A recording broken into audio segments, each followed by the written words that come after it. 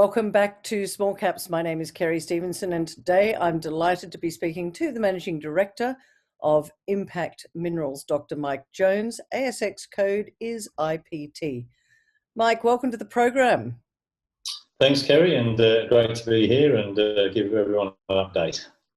Yeah, we're looking forward to it. Now, you've had quite a lot of news over the past 6 months. Could you just give an update to our investors about what Impact's been doing? Because there's a lot of news that's been happening, and there's a lot to come. For sure. Yeah, thanks, Kerry. Well, look, I have to say at the end of 2019, which was a kind of an interesting year, we'd had really 12 to sort of 15 months of almost a horror show in the junior sector. Share prices really just not responding, at all to good news, and it was probably one of the worst times that I've seen in my career as an MD. And then towards the end of the year, things sort of started to pick up, especially being driven by the gold price, and we saw a bit of a turnaround. And that's one thing we've seen over the years. These turnarounds can happen almost overnight, both up and down. The tap turns on and the tap turns off.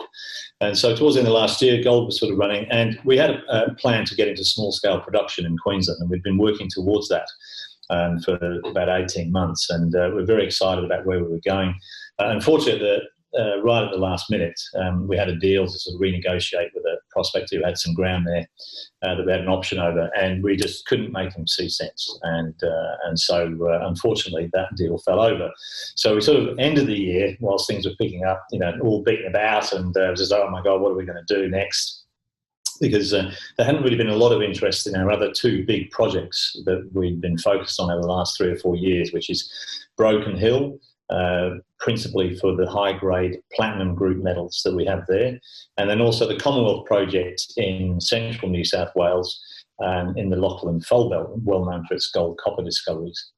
And so we realised we needed to bring those two things forward, and we had a bit of good luck at the start of the year for two reasons. First was that the palladium price started to run, and to record levels, and basically we got the highest palladium grades ever reported, I think, in a drill hole in Australia, to our knowledge, at Broken Hill. So we managed to run quite well on the back of that. And then in the background, also around the Commonwealth project, of course, was one of the great discoveries we've had recently by Alkane Resources, which was the Boda copper gold discovery, very similar to Cadia. And that's driven a huge amount of interest in the Lachlan Fold Belt. And again, we're one of the largest sort of landholders in that, in that region. So all of a sudden, out of nowhere, and you often don't get a lot of luck in this game, and we had a lot of interest in the stock, and also. And that's helped push Impact back into a bit of the limelight there for a while, which is always a good place to be. Then of course, obviously COVID, etc., but the boom that we've had since has just been quite astonishing. I mean, I mentioned that the 18 months leading up to the end of 2019, one of the worst that I'd seen. Well, the last 3 months have been some of the best that we've ever seen. And right now it's just on for one and all. Shares moving on, going up on the capital raise and going up on announcing a drill program. So I think it's fantastic. People made a great deal of money. There's been some fantastic discoveries, some really great stories, this year, and so things are buzzing along, and we're being lifted by that. And in particular, because we're delivering good results, from those two projects, which I'm happy to talk about. So that's really just sort of put the whole thing into a bit of context and see where we're going. The question is, how long is it going to last? Well, hopefully it'll last longer than our drill program at Broken Hill, which will be starting about the end of this month. So that's where we. Let's talk about the drill program, excuse me, at Broken Hill, and what your intentions are there. That's in a couple of weeks, and there's some interest around that as well. So let's talk to our audience about that. Yeah, nice. Broken Hill is obviously world famous for its silver lead zinc mine, and sort of 300 million tonne plus sulphide ore body there. But it's less well known that there are these numerous high-grade platinum, palladium occurrences And they've also been known about since not long after Broken Hill itself was discovered. And but they've also been known as being of exceptional grade. And there's another unusual thing about them, which is what attracted me to them in the first place, is that platinum and palladium are part of the six platinum group elements or platinum group metals, which includes osmium, ruthenium, rhodium, and iridium. And those are rare PGMs. The markets for them are fairly tight and a bit opaque. But this Broken Hill is known for having very high grades of all four, together with platinum and palladium. And then, as it turns out, gold and silver associated with it. Now, that metal assemblage in a PGE environment is exceptionally rare. And that's what attracted me to it in the first place, because in principle it tells you that something very special happened deep in the Earth's core and mantle that allowed all of these six PGEs to come up relatively in relative even proportions. Most deposits around the world, it's you get a differentiation, you get more of one or two or three of them, and then in other ones you get the other two or three. Very rare to see all six. Never mind gold and silver with it, in the same deposit.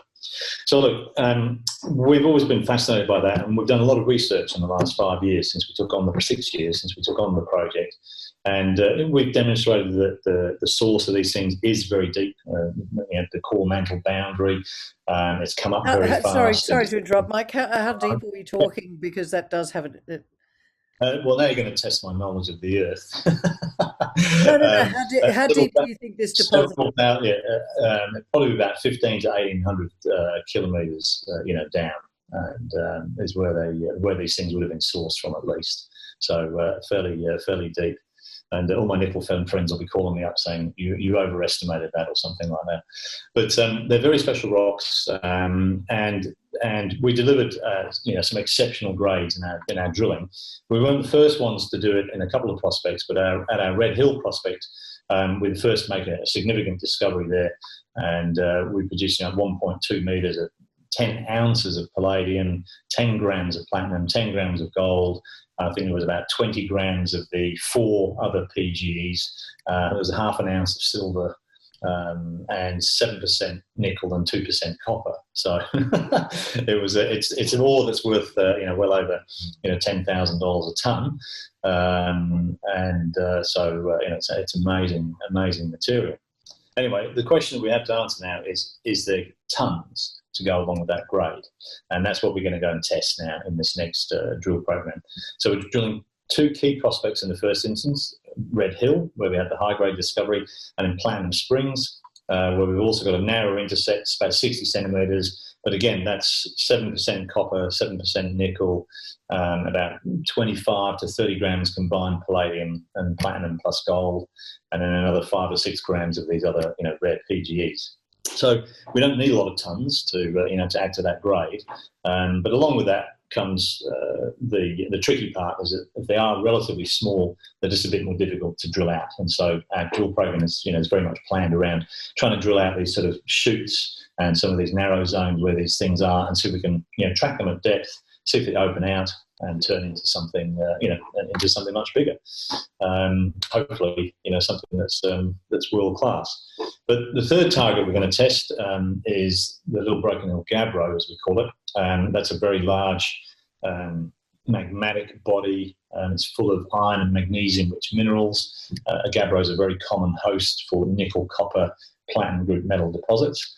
Again, we've done a lot of work on that, and that is part of an intrusion or a body that's about 6 or 7 kilometres long in total, and has a lot of similarities to deposits like Voisey's Bay, which most of your readers would have heard about, a world-class nickel copper mine in Canada, discovered by Robert Friedland, and then also the world-famous Jinshuan nickel copper PGE deposit in China.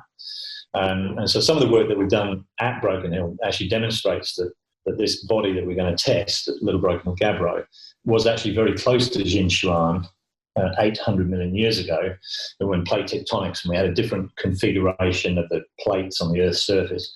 So back in those days, Jinshuan and Broken Hill were very close together, within several hundred kilometres. And as that broke up, just due to the normal plate tectonics most readers and listeners will be familiar with. As it broke up, that's when the nickel copper PG came in. So we're sitting in the right setting, geological setting. We've got all the right rocks. We've got all the right pre-indicators that we look for, and so we can't do much more than go and drill it. And so that's the plan. So in terms of the drill program, how long do you estimate the drill program to take? Well, we've got, depending on ground conditions and results and things, we should be doing somewhere between 8,000 and 8,000 plus metres. Fair bit of that's air core over like Little Broken Hill Gabbro. We've identified quite a large sort of target area, so we're just going to do that with sort of 50 to 60 metre drill holes and just pepper it and see if we can pick up some patterns to track. And then there'll be another sort of 2,000 metres each then at Red Hill and Platinum Springs, specifically designed to follow up on the high-grade results that we've had in our previous drilling. So we should be on the ground for about a 6-week period. Everything is on, even today we spoke to the drillers, everything's on schedule. We'll be up and running before the end of July, which is great news because that's only, so we'll be drilling within 2 weeks, hopefully, and then go for 6 weeks, and then obviously, results to follow on from that. So, yeah. So that's a quite a detailed program that's coming up. Are you focusing just on that for the moment? Because of course you've got Commonwealth in the Lachlan Fold Belt, and that's been in the news a little bit lately. Lachlan Fold's getting quite a lot of attention. Where does that sit in your program for this year? Yeah, look, we've been following up. Obviously after the Boda discovery, and we have ground like immediately along trend, and we actually have the southern extension, the very southern tip of the magnetic body that is host to mineralisation further up, about 3.5 k's north of our boundary, and then we can sort of track that zone in and out of our boundary down for about another sort of 15-20 kilometres. So we've been able to move that forward quite successfully at relatively cheap costs whilst getting focused on the drill program. We've flown a detailed airborne magnetics survey, which has completely changed our understanding of the area, looking at how magnetic the rocks are so we can put together a better geological map and put everything into better context. And then just last week, we finished a significant soil sampling, soil geochemistry program. We put about 700 soil samples into the lab, and those results will be coming through. So that target area, which we call Apsley, has numerous rock chip samples from it, which amazingly enough contain native copper sulfide, as well as copper oxide, and copper carbonates, which are the weathered equivalents, at surface over quite an extended area, which has never been drilled. There's an area sort of south of Wellington that's about 10 to 15 kilometres of strike extent. We've got some of the ground, Sultan Resources, they've got the ground immediately to the south of us. They've also come up with some significant anomalies, and incredibly, no drilling. It's just, it's remarkable, given everyone sort of talks about, the Lachlan Fold Belt being well explored. But I guess the thing about porphyry coppers is that they're difficult for juniors to explore unless you get lucky, because they're often big, deep, expensive, diamond holes required to kind of, sort them out. So you generally run out of money before you can get an answer. And so the great thing for Alkane with their discovery, I mean, one thing I always like to point out about the Boda discovery is that the first hole went into the Boda Kaiser area, which is sort of parts of the same system, in basically 1969.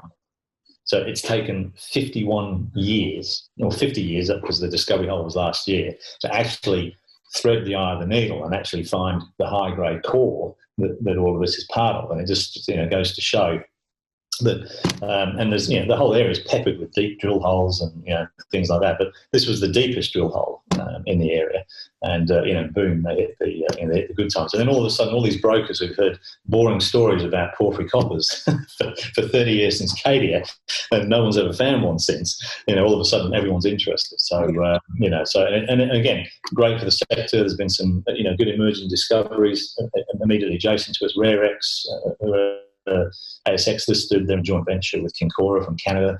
They're getting some pretty intriguing results. And then Magmatic, who are sort of between us and Alkane, they're starting to get some significant sniffs, as well. So a lot of attention on that area. So we had 5 priority areas. We've done rock chip sampling on 4, all of which have come back with encouraging results. We've done soil sampling on 1. I'm pretty sure we're going to get drill targets out of that, and that will give us impetus then to do soil sampling and sort of work up the other ones as well.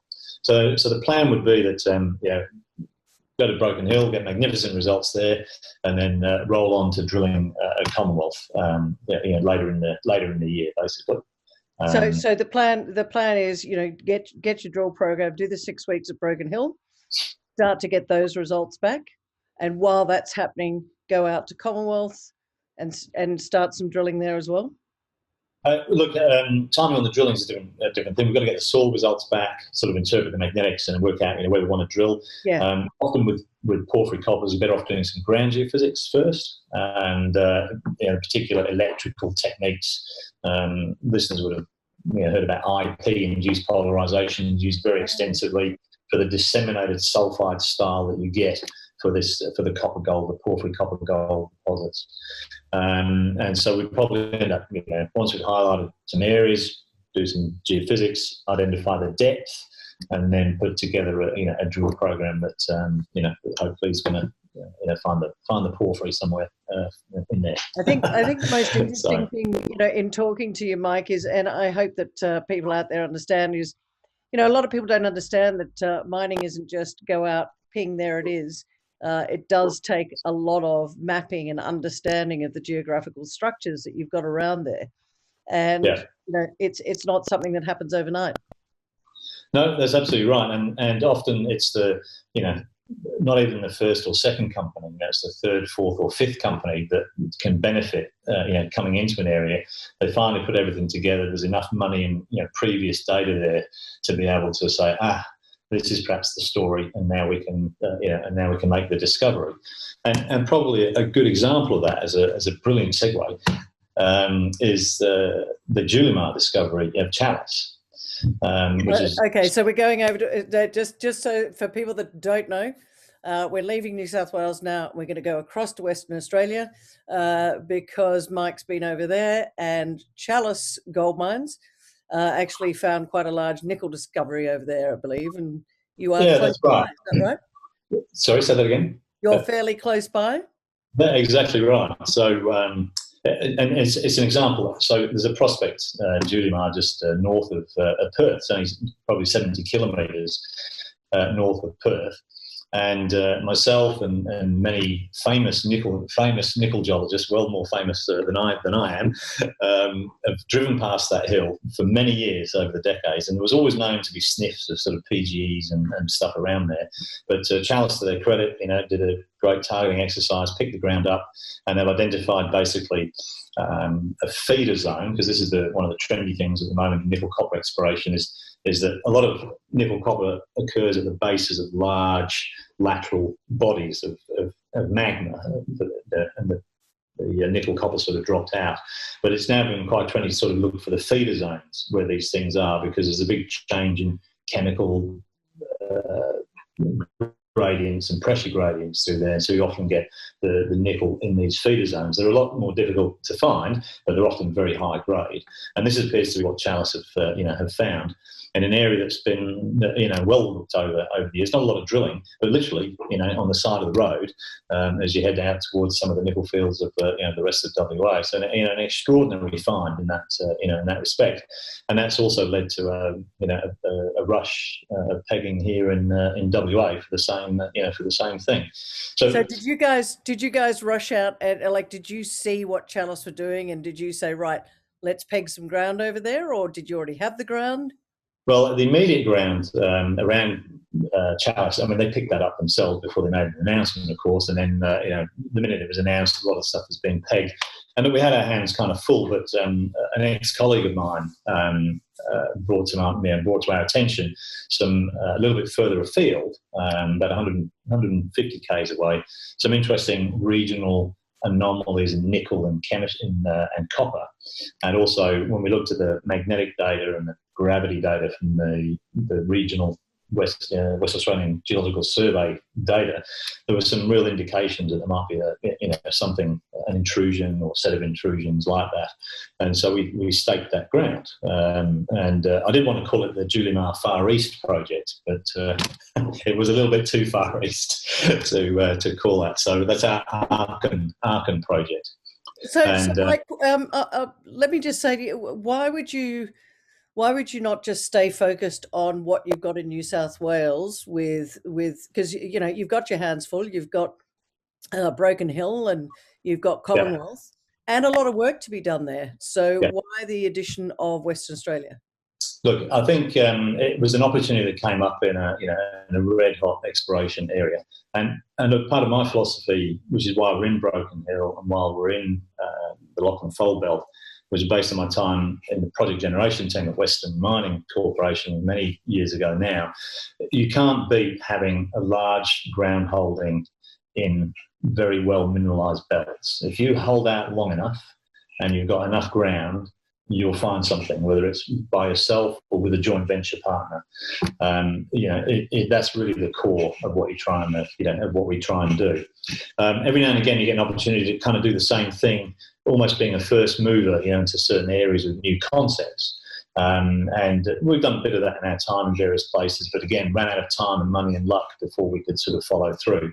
So Arkan was one of those possible opportunities there.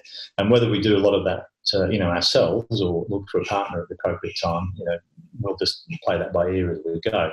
But what was of interest was that we'd staked the ground, we put all together the announcement. We announced on a Friday, only a few weeks ago now, that we staked this ground. And at 1:15 that afternoon, Anglo-American Corporation, one of the world's top 10 mining corporations, they staked 10,000 square kilometres all around us. Wow. And so I think we would have precipitated the movement. They were sort of thinking about it.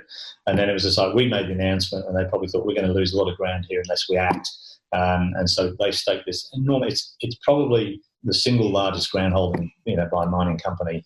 Maybe some of the iron ore companies might have, something similar, but it's for most of the states, the single largest ground holding of any company in WA.